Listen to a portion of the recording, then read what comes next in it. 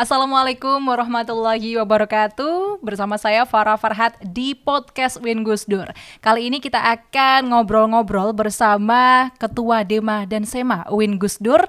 Dan sudah ada di depan saya kali ini ada Mas Zakir dan ada juga Mas Afik. Kalau Mas Zakir dari Dema dan Mas Afik dari Sema. Nah, ini sebelum kita mulai berbincang-bincang, boleh perkenalan dulu mungkin ke seluruh sivitas akademika yang ada di Win Gus Dur. Terima kasih kesempatan yang telah diberikan, Mbak Moderator ya. Di sini saya perkenalan diri, nama saya Ahmad Zakir, jurusan dari Hukum Keluarga Islam Fakultas Syariah UIN Kiai Abdurrahman Wahid Pekalongan. Oke, kalau Mas Afik? Ya, terima kasih atas waktunya dan undangan untuk bisa saya penuhi di Humas ini, podcast dalam acara podcast.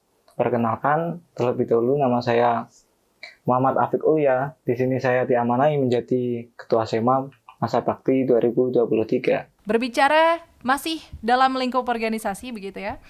Dema dan Sema pasti semua organisasi punya visi dan misi begitu ya. Betul. Nah, saya pengen tahu, pasti juga seluruh mahasiswa pengen tahu apa sih visi dan misi Dema dan Sema itu sekarang itu seperti apa? Mungkin dari Mas Afik terlebih dahulu. Oke, dari saya untuk visi misi kemarin sudah disepakati pada acara praraker yang di situ dihadiri 2/3 lebih dari anggota Senat mahasiswa universitas. Jadi visinya adalah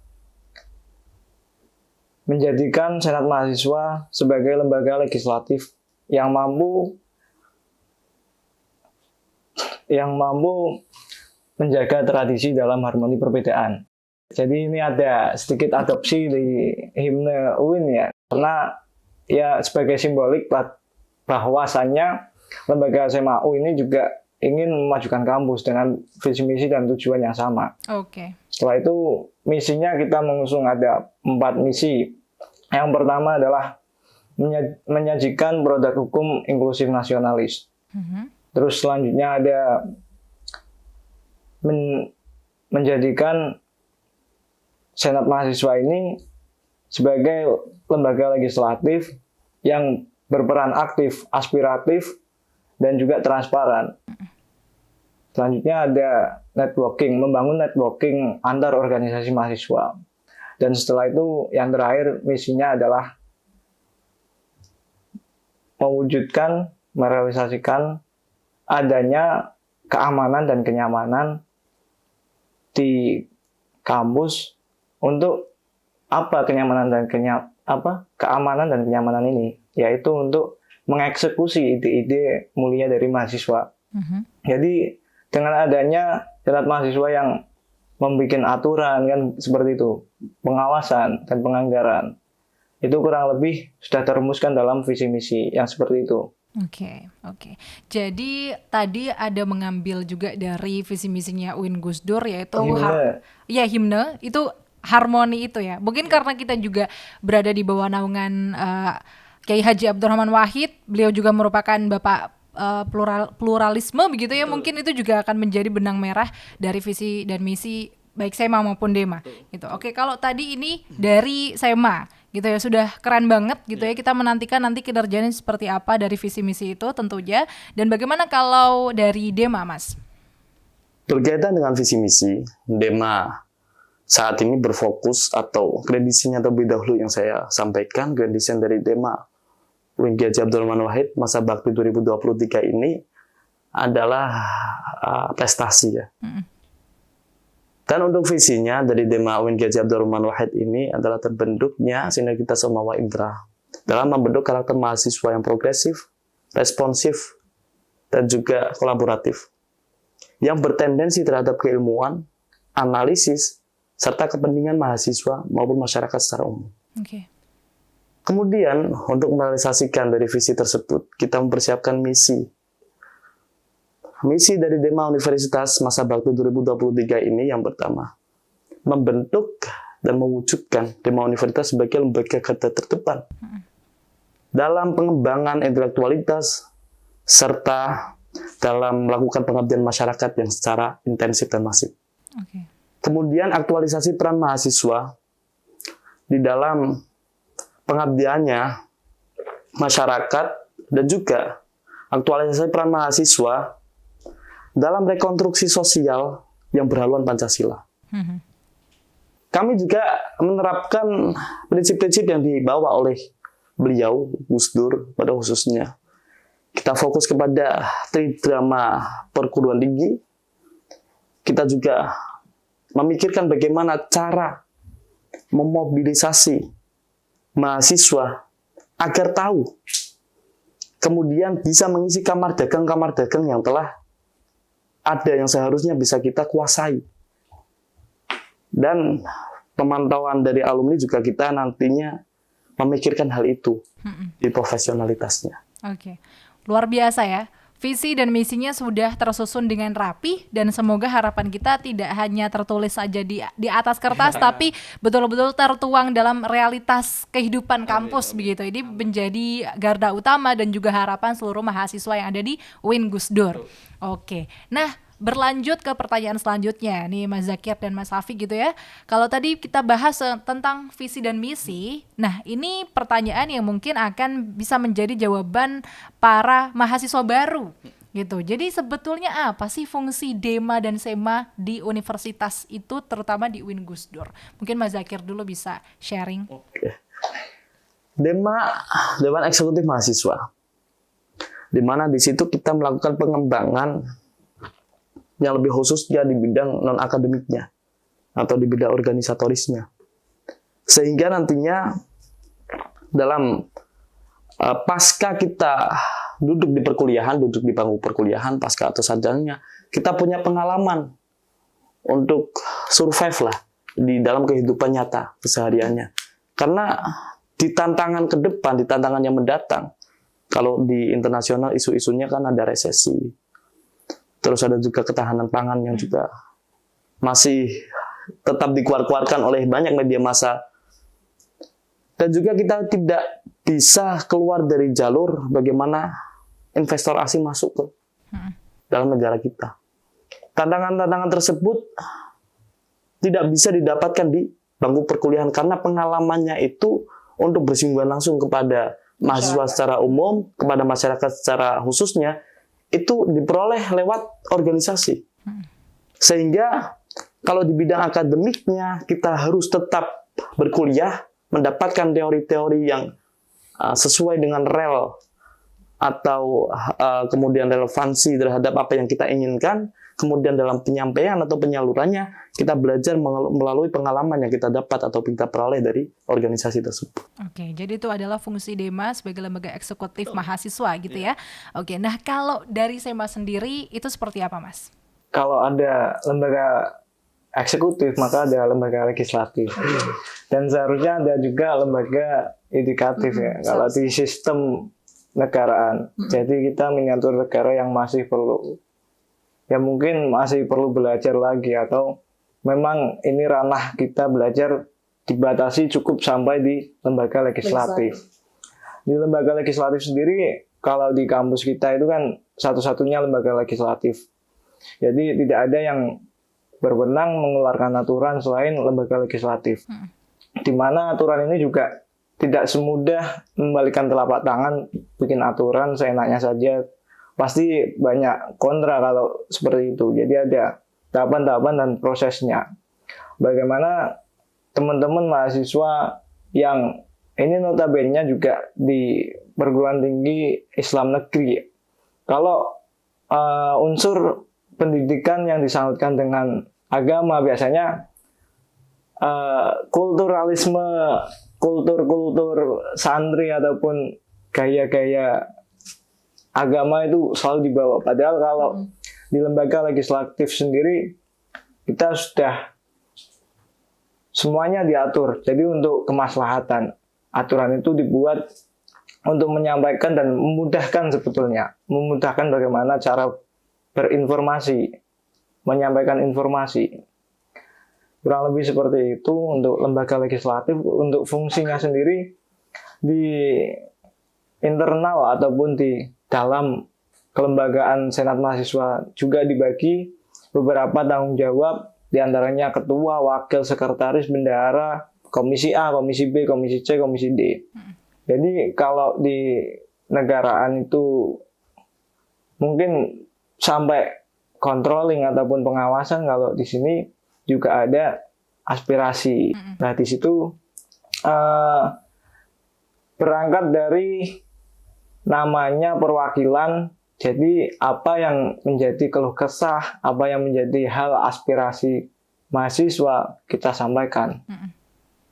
Seperti itu untuk fungsi. Ya, jadi kita sudah mengetahui gitu ya, sedikit gambaran tentang fungsi Dema maupun Sema sebagai eksekutif maupun legislatif. Nah, ini kan berarti kalau legislatif pasti akan ada pengawasan terhadap eksekutif begitu kan. Eksekutif ada pertanggungjawaban juga terhadap legislatif. Nah, ini akur nggak nih?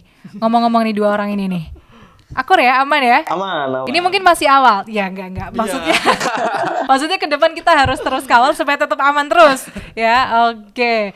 Baik, itu tadi tentang fungsi begitu ya dari Dema maupun Sema.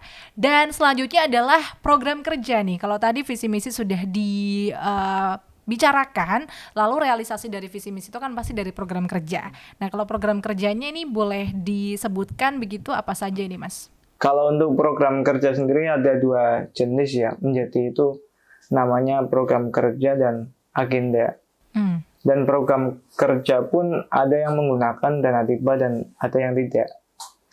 Ini beberapa kegiatan yang nantinya mungkin akan menggunakan dana hibah dan menjadi hal kegiatan yang kita gaungkan ataupun nilai ini adalah program unggulan dari Senat Mahasiswa Universitas tahun 2023. Salah satunya adalah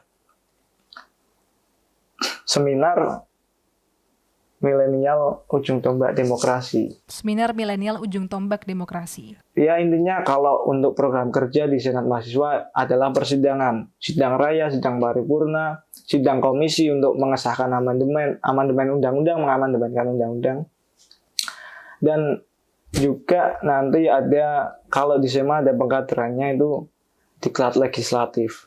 Jadi itu nanti teman-teman dididik untuk bagaimana membuat aturan. Itu di diklat legislatif. Untuk agenda sendiri di Senat Mahasiswa lebih mengutamakan keberpihakan pada mahasiswa.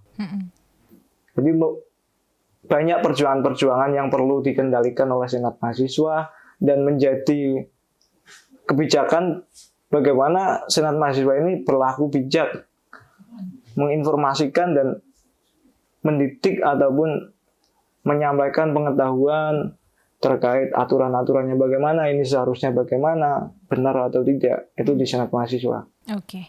Itu adalah program-program kerja yang nanti akan berjalan 1 tahun ke depan begitu ya. Dimulai dari ada seminar itu untuk meningkatkan kepekaan dalam demokrasi begitu ya, dan yang lainnya juga yang sudah berjalan seperti biasanya seperti itu. Nah, kalau untuk dari Dema sendiri ini apa aja nih? Kalau dari Dema yang berkaitan dengan program unggulan dari kami, karena yang telah saya sampaikan tadi mengenai prestasi, kemudian yang keikutsertaan dalam prestasi tersebut, pelatihan-pelatihan dan lain sebagainya. Kemudian yang terakhir adalah program unggulan kami yang berkaitan dengan pengabdian masyarakat, khususnya di situ. Kemarin kita juga telah mengadakan sebuah diskusi tentang banjir yang sudah menjadi agenda rutinan program kerja dari pemerintah kota, kabupaten. Bahkan sudah dihandle nasional. Nah, seperti itu kan. Tetapi kenyataannya hal ini belum ada solusi untuk jangka panjangnya. Oke lah, kita katakan masih sudah ada solusi, tapi itu jangka pendek. Kita seenggaknya sebagai mahasiswa itu ikut berperan aktif dalam memikirkan bagaimana solusi tersebut. Bukan hanya kita terus melakukan sebuah aksi demonstrasi, kemudian hal lain yang tetapi kita nggak ada peran khusus untuk mendiskusikan bagaimana cara penyelesaian hal tersebut. Maka langkah pertama yang saya lakukan untuk hal itu, dan juga menjadi realita yang saya berikan terhadap visi misi yang telah saya sampaikan tadi, adalah sebuah bentuk diskusi, bukan setting aksi. Tapi kita diskusi dulu, kita diskusi bagaimana kemudian kita menganalisa. Karena bedanya gini, gerakan mahasiswa tahun 98, rata-rata dari mereka menjadi tokoh nasional yang menduduki jabatan-jabatan strategis di perpolitikan nasional. Yeah. Kenapa hal itu bisa terjadi, Mbak? Menurut jenengan, kenapa mahasiswa alumni 98 itu bisa menjadi mahasiswa yang kemudian karirnya bisa dilanjutkan ke jenjang perpolitikan di kancah nasional?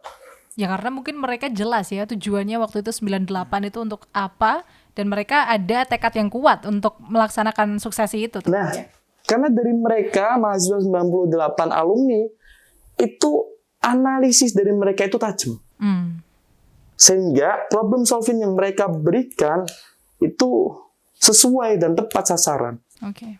Sedangkan kita lihat peristiwa-peristiwa yang dilakukan oleh mahasiswa dari tahun sebelum kemerdekaan, pasca kemerdekaan, Orde Baru, Orde Lama, Orde Baru, era demokrasi, reformasi dan lain sebagainya, itu mengalami sebuah, ya kalau saya dari kacamata analisa saya, itu mengalami sebuah problem kemunduran dalam ketajaman analisa, sehingga perlu kita kaji dan juga saya kemas ke dalam program unggulan dari Dema Universitas Masa Bakti 2023. Oke, jadi adalah menjadikan mahasiswa ini punya insting yang tajam dalam mencari solusi, begitu ya. Karena dalam problem solving kita tentunya tidak ingin permasalahan itu selesai hanya di permukaan saja, tapi kita juga cari sampai akarnya. Oke, dan tentunya kita harapannya juga dari diskusi itu benar-benar terrealisasi, karena ketajaman analisis itu kalau tidak dieksekusi juga percuma, gitu ya. Oke, jadi kita tunggu hasil-hasil diskusi yang luar biasa dari teman-teman seluruh Ormawa tentunya dan seluruh mahasiswa untuk menyelesaikan masalah nggak cuma banjir tentunya ya, tapi pasti juga masalah-masalah yang kelihatannya sepele tapi sebenarnya itu berdampak besar buat kemajuan kampus. Begitu. Nah, ini masih dalam tupoksinya Mas Zakir. Sebagai Dema, sebagai struktur organisasi di Dema itu kan punya tanggung jawab untuk mengkoordinir UKM dan UKK. Nah, ini bagaimana menyelaraskan dua anak ini nih supaya semuanya imbang begitu? Ya, ini ya Mbak Farah. Kita selaku, kalau di strukturalnya kita itu dihubungkan dengan garis koordinatif, bukan garis instruksi, itu bukan. Jadi kita melakukan pendekatannya emosional atau kekeluargaan, yang dimana di situ pendekatan hal itu memerlukan waktu yang lama, dan hasilnya pasti pasca dari masa bakti yang kita lalui bersama itu kita juga saling bersahabat. Tidak bisa kemudian kalau kita melakukan pendekatan secara garis struktural yang sifatnya instruktif, atas ke bawah, itu pasti pasca kita menjabat di periode tersebut atau di masa bakti tersebut, pasti nantinya akan ada gap. Ya kembali lagi, aku, kamu. Kamu sekarang sudah tidak menjadi plasma, aku sekarang juga sudah tidak menjadi ketum. Begitu juga dengan sebaliknya. Mungkin sekarang kita satu angkatan. Kita bertemu dalam meja ini, keluar dari forum ini, mungkin beda lagi ceritanya. Mungkin ya, ya nggak tahu ya. Tapi itu, kenapa saya memilih pendekatan emosional? Karena pendekatan emosional itu nantinya ada poin plus agar kita menjalani silaturahmi berkelanjutan. Oke.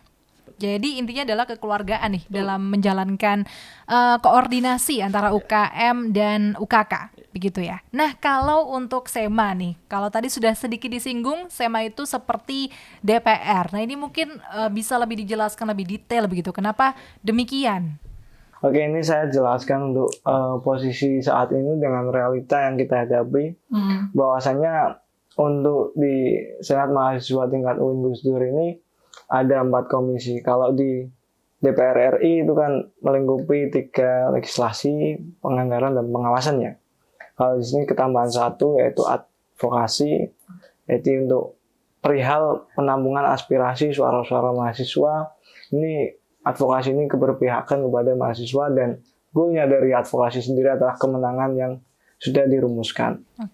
Jadi untuk titik poin pada legislasi ini juga kita sudah punya nih produk hukum PM ya, peraturan mahasiswa, pemerintahan mahasiswa Win Gusdur.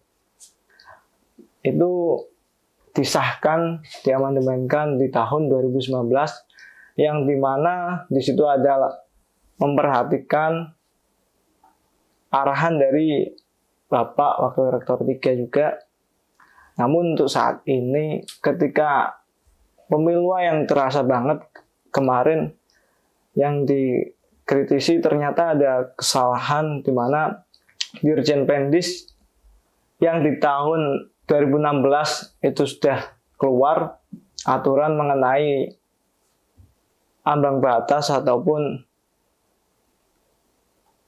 persyaratan IPK. Persyaratan IPK menjadi ketua organisasi mahasiswa itu 3,25. Namun kalau di PM sendiri itu adalah aturannya 3,00. Ini ketidaksinkronan bahwa 2016 ada Dirjen Pendis. Namun 2019 kita juga mengamandemenkan PM. Kenapa ini tidak sinkron? Iya. Dan di situ ada juga tentunya tidak hanya Senat Mahasiswa pribadi yang merumuskan, ada arahan-arahan dari beberapa pembina ataupun ya mahasiswa lain yang juga memikirkan bagaimana nantinya PM ini bisa menjadi acuan produk hukum, legal standing kita bersama melaksanakan beberapa kegiatan. Nah itu kita akan memperbaiki ataupun lebih aktif lagi dalam penyusunan aturan sehingga untuk ke depan tidak lagi ada yang Tumpang tindih seperti itu ya. Seperti itu. Jadi ini juga ya nanti mohon pada pembina dan elemen-elemen yang lain yang nanti terlibat untuk berperan aktif juga. Ini tidak bisa kita hanya udahlah kita pasrah aja ke Senat Mahasiswa. Padahal kita juga butuh pertimbangan yang nanti kan kalian yang melaksanakan. Apalagi bidang eksekutif. Eksekutif itu selain SEMA, itu eksekutif semua. Iya. DEMA, UKM, UKK, HMJ itu eksekutif. Nah, di situ perlu adanya peran aktif dari teman-teman. Terus pada budgeting anggaran sendiri ini juga ada keterbatasan dalam peran aktif Senat Mahasiswa di Komisi B khususnya. Itu nggak bisa sepenuhnya diberikan wewenang penuh untuk silahkan kamu membagi anggaran untuk UKM, UKK ataupun tema, itu tidak diberikan wewenang penuh dalam hal itu karena mungkin kita masih statusnya mahasiswa dan ada indikasi untuk lari dari tanggung jawab atau apapun itu. Mungkin belum adanya kepercayaan di situ. Nah ini setidaknya informasi apapun itu harus didapatkan oleh Senat Mahasiswa, tidak ada yang menghalang-halangi untuk mendapatkan informasi sehingga ketika adanya check and balance terhadap organisasi eksekutif, lembagaan eksekutif pada hal anggaran kita bisa bijak dalam menangani hal tersebut. Ketika ada yang menganggarkan berlebihan atau menganggarkan tidak sesuai dengan item yang sudah ditentukan, itu menjadi hal yang bisa kita tindak lanjuti ataupun kita tanyakan kenapa item ini diadakan, apa keuntungannya, apa fungsinya, efektif tidak untuk kegiatan ini. Lebih pada hal yang seperti itu. Terus dilanjutkan lagi untuk pengawasan, ini dirumuskan di Komisi C. Jadi pengawasan ini juga bersinggungan terhadap Ormawa dalam hal kegiatan yang nantinya juga dilihat, ditinjau kembali bagaimana Ormawa ini merencanakan program tersebut, terus melaksanakannya dan mengevaluasi ataupun mempertanggungjawabkannya. Sudah relevan dan korelasinya sudah sesuai atau belum sampai akhir. Jadi kan untuk mengadakan kegiatan ada tahapannya. Jadi itu di Komisi C. Selanjutnya ada juga di Komisi D yang sudah saya spill tadi. Jadi di Komisi D ini lebih pada keberpihakan, Advokasi tadi ya. ya advokasi. Dan kemenangannya pasti adalah tujuan bersama yang sudah kita kaji. Jadi untuk merumuskan sebuah advokasi ataupun suara yang ingin kita capai, perlu adanya kajian terlebih dahulu, dianalisis terlebih dahulu. Setelah itu kita eksekusi sesuai prosedur. Oke. Kita layangkan surat audiensi. Apabila audiensi tidak didengar, ya maka lanjut kegiatan selanjutnya Oke. sampai pada hal terakhir, pokoknya bagaimana caranya kemenangan itu bisa dicapai. Itu kalau di advokasi. Dari mahasiswa untuk mahasiswa. Oke, intinya itu. Dari dan oleh untuk mahasiswa.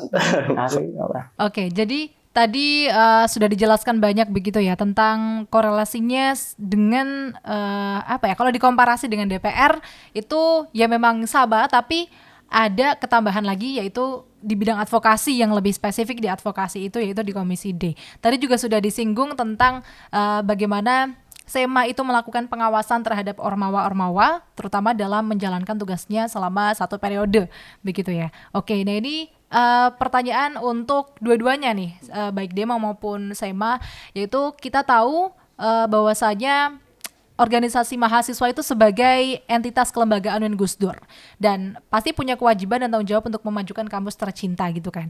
Nah, kira-kira kiat-kiat dari Dema maupun SEMA untuk bisa mendorong bersama-sama semua organisasi mahasiswa itu untuk bisa berkontribusi untuk kemajuan kampus kita.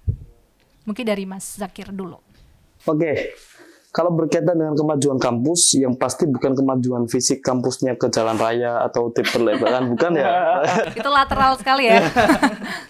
Tapi lebih ke apa namanya? Kita tidak akan berkembang, tidak akan pernah berkembang sedangkan kita tidak mau untuk membaca buku. Kegiatan yang akan saya sampaikan dalam hal ini atau yang kemudian secara masif bisa merubah atau bisa mengunggulkan, membuat unggul kampus kita adalah bagaimana budaya literasi yang kita terapkan dan juga budaya diskusi yang seharusnya menjadi budaya tetap atau budaya yang membudaya. Yang terbiasa kalau di gambarannya, mahasiswa itu suka melingkar. Melingkar dalam artian ini bukan melingkar yang negatif konotasinya, tapi melingkar yang positif. Ada perbincangan-perbincangan diskusi di pojok-pojok kampus, di tengah-tengah kampus, atau di tengah-tengah jalan kampus, atau dimanapun tempatnya, dimanapun keadaannya, dan kapanpun. Jadi sekarang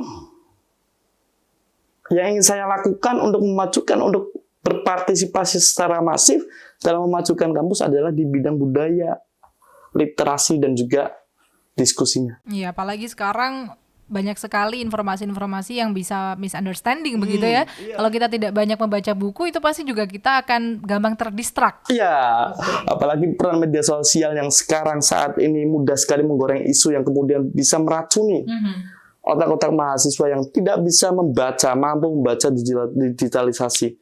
Karena sekarang ini kan media sosial menjadi momok menakutkan Iya, betul. bagi kita, baik secara nyata maupun secara tidak nyata ya. Oke, jadi dari membaca buku tadi atau memperbanyak literasi sebagai mahasiswa dan tentunya itu akan berusaha ditumbuhkan oleh Dema kepada seluruh ormawa dan seluruh mahasiswa juga, itu pasti akan menumbuhkan akademik juga, dan kalau akademik kita tumbuh, pemikiran kita lebih dewasa, UIN kita juga pasti akan lebih keren lagi. Sepakat. Oke, jadi sangat linear begitu. Nah, kalau dari SEMA sendiri ini seperti apa, Mas Hafik? Ya, karena Dema sudah merumuskan cita-cita dan kegiatan-kegiatannya, maka SEMA wajib mengatur ataupun melindungi. Nah, dari situ bagaimana cara kita melindungi dari kegiatan-kegiatan tersebut. Artinya gini, tidak ada yang boleh mengintervensi kegiatan Dema ataupun kegiatan ormawa intra khususnya di kelembagaan lain. Dari kelembagaan lain di luar, entah itu dari organisasi politik atau apapun itu. Jadi biarkan apa yang menjadi ide mulia dari teman-teman mahasiswa ini berjalan dengan lancar dan aman, nyaman. Setelah itu tinggal kita pengawasan dan pengawasan. Dan untuk kemajuan lain tentunya kita akan secara aktif responsif. Lebih pada pengayoman seperti itu, Mbak. Oke, jadi mewadahi apa yang akan dilaksanakan oleh Ormawah begitu ya, dalam kaitannya untuk memajukan UIN Gus Dur gitu ya. Pertanyaan selanjutnya, sebenarnya ini mungkin menjadi pertanyaan yang mendasar, tapi kita taruh di bagian agak akhir karena biar menjadi sebuah statement aja begitu. Kalau misalkan banyak orang pasti kan ada yang suka berorganisasi, ada yang enggak. Nah ini mungkin yang enggak ini akan sedikit berpikir sebenarnya apa sih pentingnya buat aku gitu misalkan ya untuk berorganisasi. Kalau menurutnya Mas ini sepenting apa sih organisasi dalam kehidupan jenengan? Oke, kalau menurut saya pentingnya berorganisasi adalah di situ jelas ya terkait ekstrakurikuler itu meningkatkan minat bakat, membidangi minat bakat dan juga pengabdian masyarakat atau hal-hal yang bersifat hard skill. Jadi ini juga menjadi bekal saya sendiri ketika sudah selesai menimba ilmu di perguruan tinggi, bagaimana saya bisa akselerasi dan survive di dunia kerja yang sesungguhnya, bagaimana saya menjalani kehidupan di masyarakat dan tetap dengan tujuan yang sama, bahwa saya adalah masyarakat pendidikan, saya adalah lulusan daripada masyarakat yang sudah dibekali keilmuan, jadi bagaimana saya mengamalkannya. Ada rasa tanggung jawab mengamalkan di situ. Nggak sekedar untuk konsumtif pribadi mandiri. Nah, di organisasi itu dilatih bagaimana mengamalkan hal tersebut untuk umat, bukan untuk kepentingan pribadi, jadi untuk kepentingan orang banyak yang tentunya bisa berkelanjutan sampai keutuhan negara Republik Indonesia juga. Oke, jadi sangat penting sekali karena kita lahir dari masyarakat dan sudah selayaknya kita bermasyarakat melalui organisasi, gitu ya kalau kata Mas Safik begitu. Oke. Nah, kalau dari Mas Zakir sendiri, sepenting apa sih buat kehidupan jenengan? Sangat penting, Mbak. Organisasi ibarat dalam struktur tubuh adalah sebuah jantung kehidupan bagi saya. Karena tanpa organisasi saya nggak bisa duduk di sini, saya nggak bisa bertemu dengan jenengan, saya nggak bisa ngobrol, kenal dengan jenengan. Dan yang pasti, nalar kritis dan juga sifat empatik saya tidak sampai sejauh ini. Mungkin ketika saya lihat jenengan di jalan, jenengan siapa? Terus ketika nanti, atau ada yang kecelakaan atau ada yang apa, urusan mereka, bukan urusan saya. Dari organisasi itu membentuk hal-hal yang demikian, bisa dilihat perbedaan antara mahasiswa yang aktivis atau organisatoris dengan mahasiswa yang kuliah pulang. Sehingga sekalian di sini saya sampaikan, nanti ada kemudian yang ingin saya terapkan ya, ini masih menjadi sebuah cita-cita atau angan, seluruh mahasiswa UIN Gus Dur, khususnya di dari semester 1 atau mahasiswa baru sampai ke semester 5 wajib berorganisasi. Karena nanti saya akan menyampaikan hal ini, akan mengaspirasikan hal ini kepada WR1 di bidang akademiknya dan juga akan konsultasi kepada WR3 di bidang tersebut. Maka ditunggu saja peraturan tersebut dan mewajibkan kalian semua mahasiswa UIN Gus Dur untuk berorganisasi. Oke, semoga ini yang kupu-kupu tidak ketar-ketir ya. Enggak lah, pasti kita tujuannya baik ini untuk menumbuhkan rasa empati terhadap lingkungan.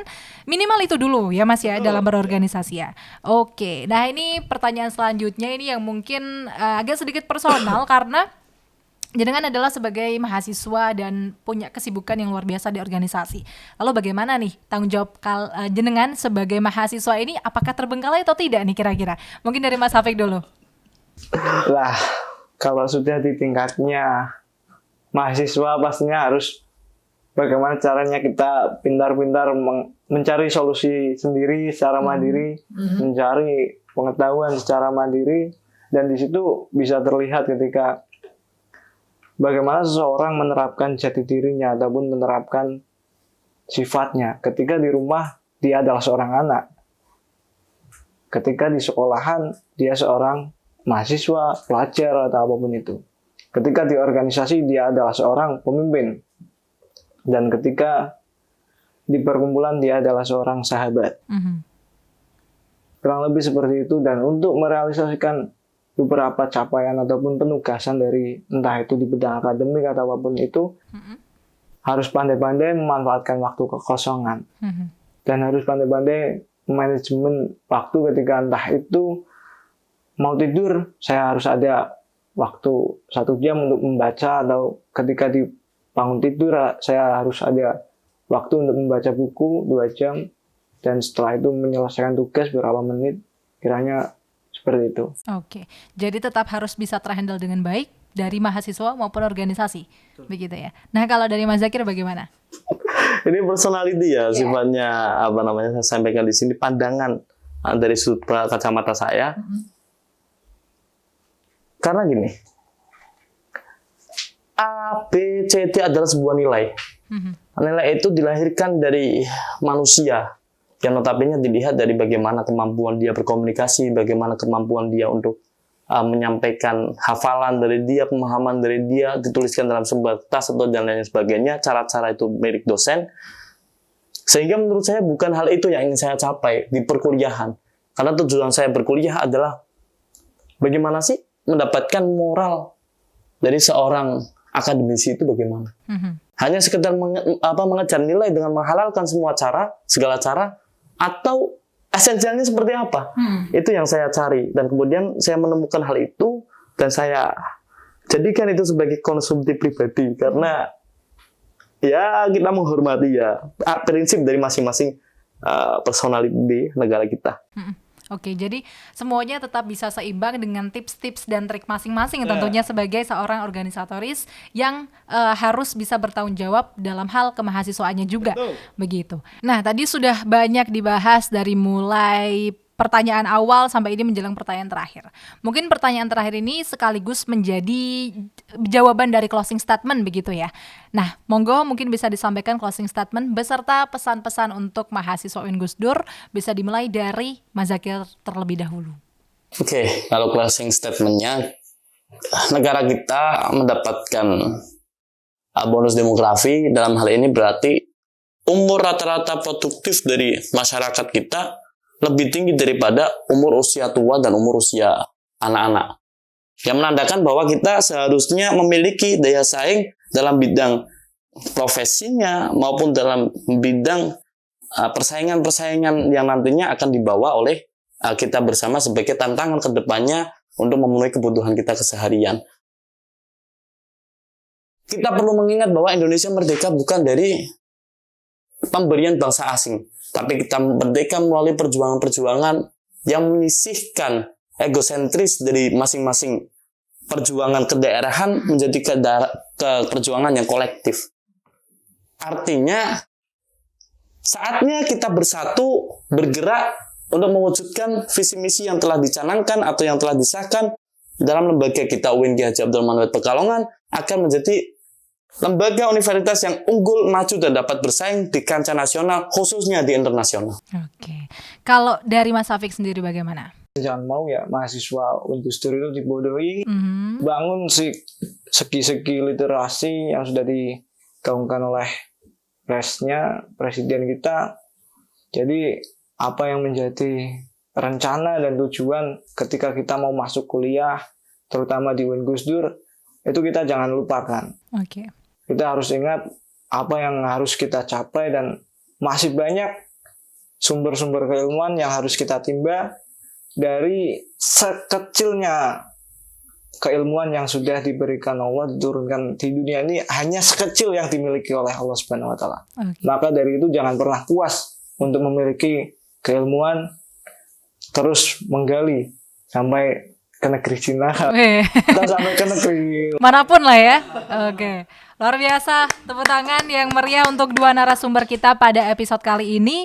Kita belajar banyak dari Mas Zakir dan Mas Afik sebagai Ketua Dema dan Ketua Sema dalam berorganisasi, dalam menjadi mahasiswa, dan tentunya organisasi menjadi salah satu tombak utama untuk memajukan UIN Gus Dur tercinta ini. Terima kasih banyak ya atas waktunya teman-temanku semua. Semoga ke depan dalam satu periode ini kita bisa memberikan kontribusi secara bersama dan kita juga bisa melihat hasil baiknya secara bersama-sama. Nah, untuk menutup episode pada kali ini saya juga punya pantun ya. Kalau tadi mereka closing statement, kalau ini saya mau menutup dengan pantun. Agak sedikit baca nggak apa-apa ya, karena saya juga agak nggak hafal gitu. Oke, nanti boleh dibantu cakepnya ya. Oke, siap. Jalan-jalan lihat pemandangan. Cakep. Lebih asyik dengan sang pujaan. Cakep. Ingin kuliah di kampus yang nyaman. Cakep. Kampus kita UIN Gus Dur Pekalongan. Luar biasa. Oke, dan jangan lupa untuk terus saksikan podcast UIN Gus Dur di setiap episodenya. Kira-kira nanti siapa-siapa saja yang akan kita undang duduk bersama di sini dengan tema-tema yang tentunya luar biasa. Wassalamualaikum warahmatullahi wabarakatuh.